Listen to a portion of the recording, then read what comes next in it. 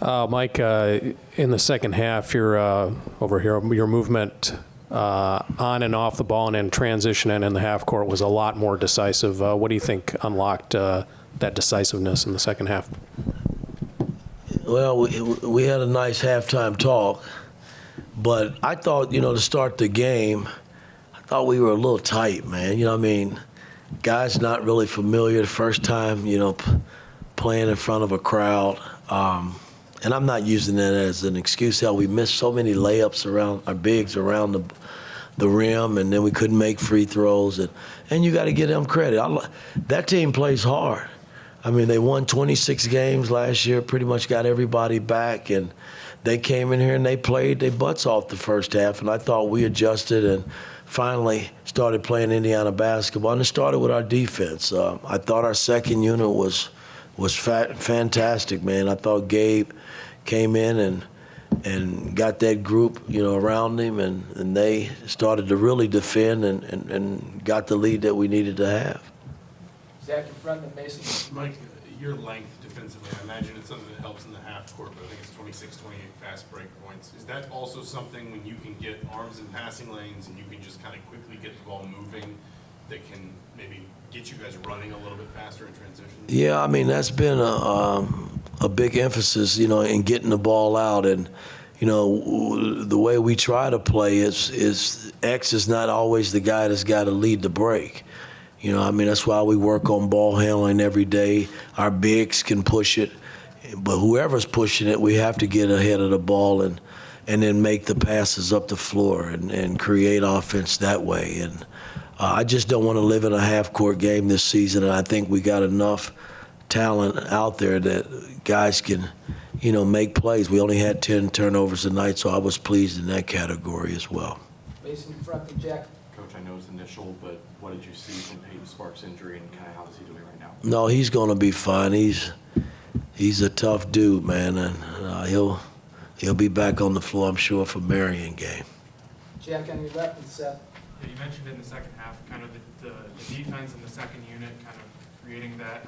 And you mentioned Gabe too, how do you think that unit kind of really propelled kind of team? Well, again, if you follow me closely in the NBA, I've always stressed that the second unit is just as important as the first unit.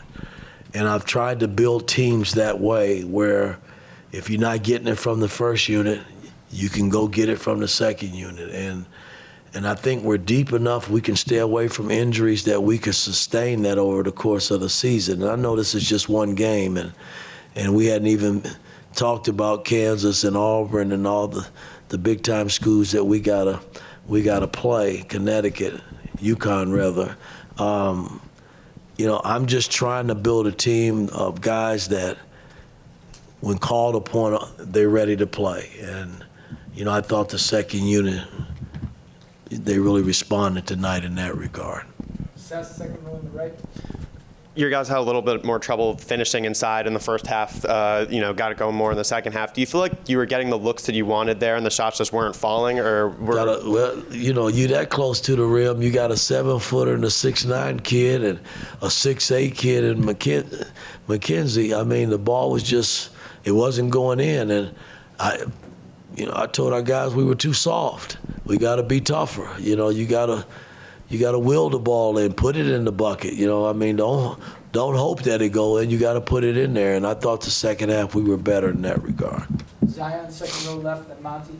Mike, I know you've stressed the fact that the three-point shot isn't everything. You guys took 10 today. I just want to know, is there a certain amount maybe you want you to hit on attempts, or do you want to shoot more going forward? Well, again, I don't put a lot of emphasis on it. If we got them, you got to take them. I'm not telling guys to pass up the three-point shot. And we had a few good looks, but their defense was pretty good the first half that really stymied us from just offensive movement. And again, a lot of that's on me. I gotta get us comfortable in terms of running offense. And I thought the second half we was much better. Our defense kind of generated some easy buckets for us. Monty on your right. Woody, coming in today, what were you trying to accomplish, and what were your expectations? Well, just trying to see if the two units could play.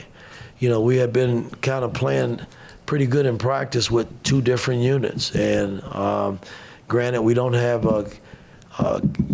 Caleb Banks with us, and he's a big piece to the puzzle. We want him in the mix as well. But I thought Anthony Lill played a great game today, and he's been pretty good in practice as well. So I want to be able to play 9 to 10 guys. I think if I can do that, we can have something in the tank as we finish the season. Luke on your right, last one. Anthony Walker looked like he was making a few good decisions out there, making good plays with the basketball. What did you see out of him out of the transfer portal, and what have you seen so far now that he's been with you in the program? Well, we brought him on board because we thought, he does a little bit of everything. I had to get on him in the one timeout because they were in the zone, and we threw it a couple of times to him, and he looked like he was hesitant. And then he came right back after me getting on him, and he responded with 2 buckets, inside the zone. And, he's been scoring and doing a lot of different things for us in practice, and I don't want that to go the other way. I brought him here to play, and, what he did in Miami is behind him. He just got to, worry about what he's going to do here for us.